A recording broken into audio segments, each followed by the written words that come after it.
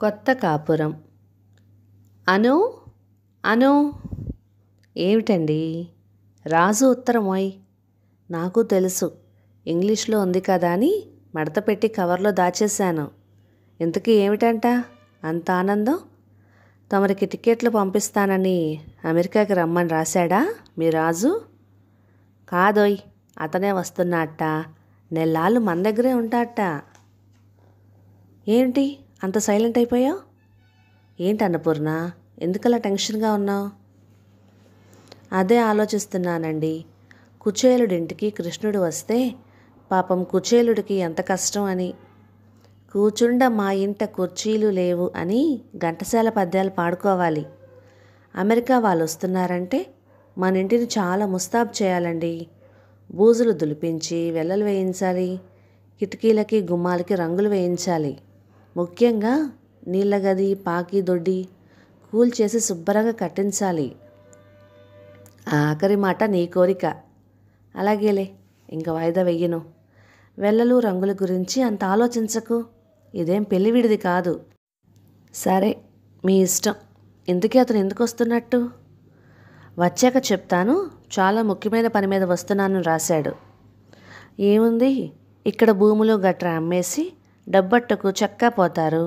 లేకపోతే ఈ పల్లెటూళ్ళలో అంతకన్నా ముఖ్యమైన పని ఏముంటుంది అమెరికా వాళ్ళకి? కావచ్చు. పొలం అమ్మడానికి కాదురా నేను వచ్చింది. నాన్న చనిపోయాక ఆయన కోరిక ప్రకారం లాకర్ ఓపెన్ చేశాను. అందులో ఆయన రాసిన ఒక ఉత్తరం ఒక స్టీల్ డబ్బాలో ఉంది. దాంట్లో ఏముంది? ఉత్తరం చదువు, నీకే తెలుస్తుంది. రాజు, రూపాయల ఆశ ముదిరి డాలర్ల ధ్యాస పెరిగినప్పుడు మనస్సుకి మసకేస్తుంది. మమతానురాగాలు పలచబడిపోతాయి. ఉన్న ఊరు కన్నవాళ్ళు మూడైపోతున్నట్లు అనిపిస్తుంది. ఆ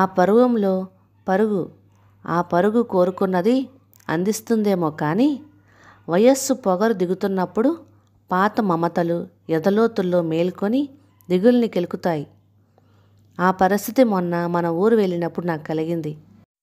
పొలాల మధ్యలో పచ్చని ప్రహరీలో బొమ్మేసినట్లు టీవీగా ఉండే మా తాతయ్య కట్టించిన ఇల్లు, మా అమ్మ మెట్టిన ఇల్లు, మీ అమ్మ కాపురానికి వచ్చిన నాటి ఇల్లు ఇప్పుడు లేదు. కాలం కడుపులో కూరుకుపోయింది. గుమ్మాలు కిటికీలు ఎవరెవరో తవ్వుకుపోయారు. పైకప్పు ఆనవాలు లేదు.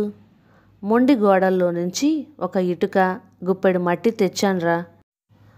నువ్వెప్పుడు ఎక్కడ ఇల్లు కట్టినా ఈ రెండూ వాడాలని చెప్దామని ఈ లేఖ. నా ఆశ, నేను, నా సెంటిమెంట్లు నీకు వెర్రితనంగా కనిపిస్తాయేమో, కానీ నేను పోయేలోగా మా ఊరు వెళ్ళి అక్కడ ఇల్లు కడదామని అనుకున్నాను. మృత్యువు వస్తూనే గుండె తలుపు తట్టింది. ఈ స్ట్రోక్ ఇంకోసారి వస్తే డేంజర్ అన్నారు. విమానాలు ఎక్కకూడదు, విదేశీ ప్రయాణాలు చేయకూడదు అని నీతో చెప్పించారు. నాకు నవ్వొచ్చింది. స్వదేశీ ప్రయాణాలు కూడా చేయకూడదా అని. రాజు, పెద్దవాళ్ళు పోయి మనం పెద్దవాళ్ళు అయ్యాక పోయిన వాళ్ళ మీద గౌరవం పెరుగుతుంది. నాకు అలాగే అయ్యింది, నీకు అలాగే పెరుగుతుంది అనుకుంటా. నువ్వేం చేయాలో నేను శాసించను, నువ్వేం చేస్తావో నేను ఊహించను. అందుకే నేను పోయాకే ఈ లాకర్ ఓపెన్ చేయమన్నాను. ఇట్లు మీ నాన్న. నువ్వేం చేయదలుచుకున్నావు అని నిన్ను అడగక్కర్లేదురా. చెప్పు, ఏం చేద్దాం? నేనేం చెయ్యాలి? మాకు అక్కడ ఇల్లు కట్టించి పెట్టు. అచ్చం మా తాతగారి ఇల్లు ఎలా ఉండేదో అలాగే. మాకు అంటున్నావు, నువ్వు ఉంటావా అనే అనుకుంటున్నాను. మీ ఆవిడ పిల్లలు వస్తారా అనే అనుకుంటున్నాను. చాలా ఎమోషనల్గా ఫీల్ అవుతున్నావు. ఇలాంటి నిర్ణయాలు ఇంత త్వరగా తీసుకోకూడదు. త్వరగా కాదు, ఒక తరం ఆలస్యమైంది. Please please Raju, control. నీకు డబ్బుంది, మీ నాన్నగారి కోరిక తీర్చాలన్న ఆశ ఉంది. ఇవాళ పని మొదలెడితే 3 నెలలు తిరగకుండా గృహప్రవేశం చేయొచ్చు. 3 నెలలు పడుతుందా? 3 నెలలంటే ఎంత? నువ్వు వెళ్ళి ఏర్పాట్లన్నీ చూసుకొని వదినని పిల్లల్ని తీసుకొచ్చేటప్పటికి 3 నెలలు ఇట్టే గడిచిపోతాయి. నువ్వులే, స్నానం చేసి తోటకెళ్దాం. ఆ పొలం ఎవరు చేస్తున్నారో ఎన్నాళ్ళు కౌలుకిచ్చారో నాకు తెలీదు. అన్నీ క్లియర్గా రాసి ఉంచారులే, ఆ ప్రాబ్లం ఏం రాదు. అనుకున్నట్లుగా ఏ ప్రాబ్లం లేకుండా పనులు ప్లాన్లు అయిపోయాయి. శంకుస్థాపన అయ్యింది. గృహప్రవేశానికి 15 రోజుల ముందు వస్తానని అమెరికాకి వెళ్ళాడు రాజు. అనుకున్నట్లుగా భార్య అభిప్రాయం కలిసి రాలేదు. అనునయించాడు, నచ్చచెప్పాడు, ప్రాధేయపడ్డాడు. ఆమె మొండికేసింది, ఏడ్చింది, చనిపోయిన పెద్దాయన్ని శాపాలెట్టింది. పిల్లల ఓట్లు తనే సంపాదించుకుంది. వాళ్ళకు కావలసినప్పుడు తననొచ్చి చూడవచ్చని వాళ్ళకు కావలసినంత డబ్బు ఇచ్చి గుడ్ బై చెప్పేశాడు రాజు. ఇది జరిగి సరిగ్గా 25 ఏళ్ళయింది. ఇప్పుడు రాజు వయసు 65 ఏళ్ళు. భార్య పిల్లలు మొదట్లో లెటర్లు రాసేవారు రమ్మని. రాజు అలాగే రాసేవాడు రమ్మని. అమెరికా నుంచి వచ్చి అచ్చం తెలుగు పల్లెటూరు ఇల్లు కట్టుకొని ముచ్చట పడిపోతున్న రాజుని ఎవరూ పిచ్చాడని అనుకోలేదు, ఒక్క భార్య పిల్లలు తప్ప. తన తాతల నాటి ఇంటిని పునరుద్ధరించాక ఆయన పేరుకే పేరొచ్చేలా ఎన్నో మంచి పనులు చేశాడు ఆ ఊరికి. ఒకరోజు అనూహ్యంగా రాజు భార్య వచ్చి తలుపు తట్టింది. పనికుర్రాడు తలుపు తీసి పైన కూర్చోండి అని అరుగు చూపించి వెళ్ళిపోయాడు. ప్రహరీలో నుంచి 40 అడుగుల కాలిబటలో నడిస్తే 4 తరాల నాటి వైభవానికి సాక్షిభూతంగా నిలిచిన పెద్ద పెంకుటిల్లు, టేకు స్తంభాలు, వరండా అనిపించేలా ఇల్లు చుట్టూ అరుగులు, పచ్చటి చెట్ల మధ్య 150 ఏళ్ల మహావృక్షంలా ఉంది ఆ ఇల్లు. అరుగు మీద ఉన్న కుర్చీల్లో ఒక దాంట్లో కూర్చుంది. గుండె గొబగొబలాడుతోంది. 25 ఏళ్ల క్రితం చూసింది ఆయన్ని. మొండి, ఎందుకొచ్చావు పొమ్మంటారేమో. ఆయన అలా అంటే అన్న ఆలోచన అమెరికాలో ఉండగా తనకు రాలేదు. ఆ ఆలోచన వచ్చినా ఇంకా అక్కడ ఉండలేదు తను. కొడుకులు కోడళ్ళు ఎవరి దారిన వాళ్ళు వెళ్ళిపోయాక తనేంటో తెలిసింది. కాదు, కొడుకులిద్దరూ కోడళ్లతో చెప్పించారు.